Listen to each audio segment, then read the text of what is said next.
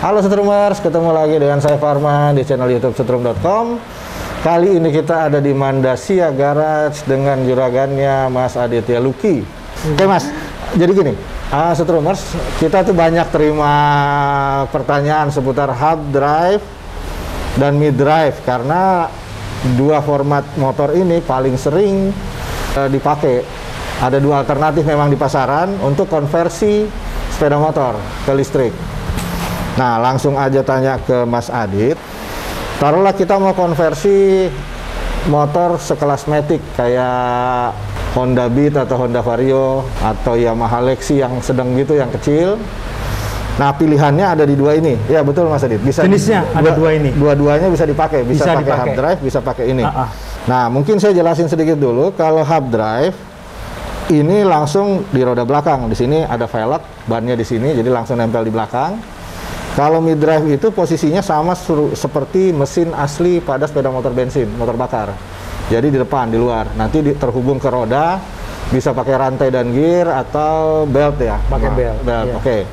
Nah, Mas Adit, simpel aja sebenarnya. Ya. Apa plus minusnya sih kalau dua ini? Kalau gue mau konversi kayak Vario lah. Plus minusnya sih, kalau dari segi perakitan, kalau kita konversi untuk skuter atau Matic sekarang itu sih lebih mudah menggunakan hub. Oh, karena langsung. Karena langsung mestinya kita tinggal custom swing arm. Oke.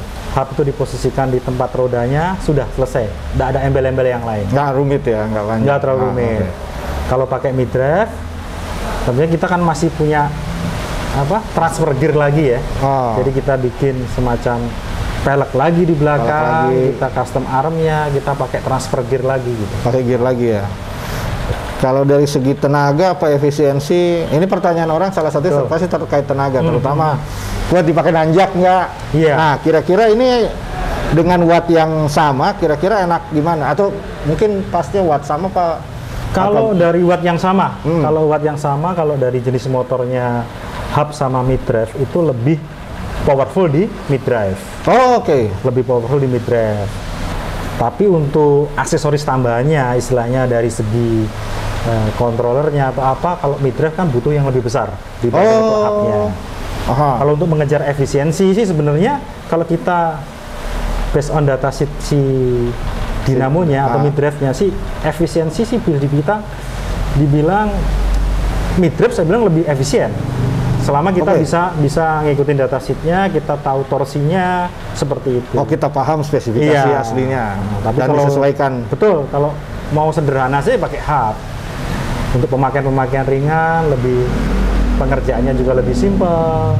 Lebih cepat ya tadi. Komponen pendukung nggak terlalu berat seperti mid drive, pakai hub aja udah cukup.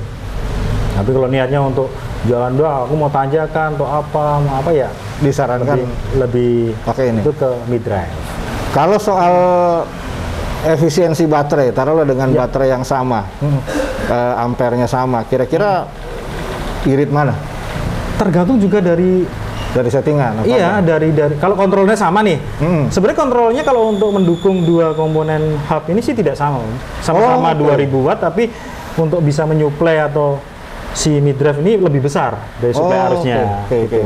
Karena dari data sheet-nya juga si mid drive itu meskipun tertulis 2000 watt, ketika dia running dia bisa mendapatkan power rate continue-nya aja 4000. Dua kali lipat. Iya, makanya dia dari pabrikan juga kadang disandingkan atau disettingkan dengan kontrol yang lebih besar daripada 2000 watt jenis hub. Betul. Tentunya butuh baterai yang lebih besar juga kapasitasnya.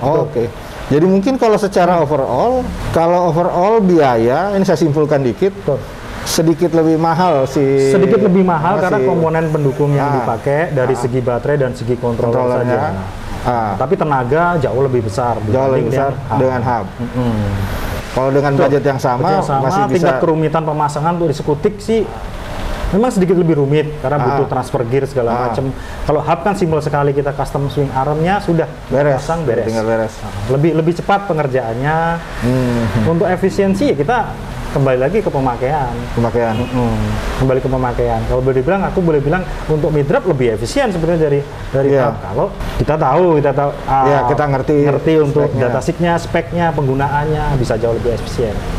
Berarti kalau kita mau pakai ringan-ringan harian sebentar kompleks, mending betul hub. Karena hub 2000 watt itu ya dia rate-nya dia berjalan dengan kemampuan rate 2000 watt. Bisa di overclock dengan kontrol besar, tapi kan ininya kasihan. Iya, dia tidak bisa ya nggak tahan running continue gitu loh. Iya, Sesaat saja gitu. Tapi kalau mid drive meskipun dia 2000 tapi dia bisa mengeluarkan power tenaga sampai 2 kali lipatnya. Kalau hub paling amannya di antara dari 2000 tuh naik ke 20 sampai 30% dengan kondisi standar semuanya ya.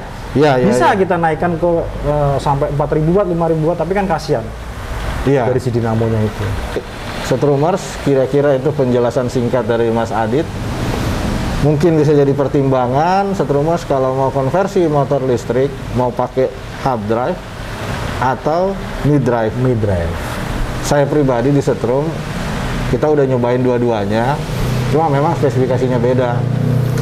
Ya seru-seru bawanya lebih seru mid drive karena suaranya lebih gede ya karena ada rantai.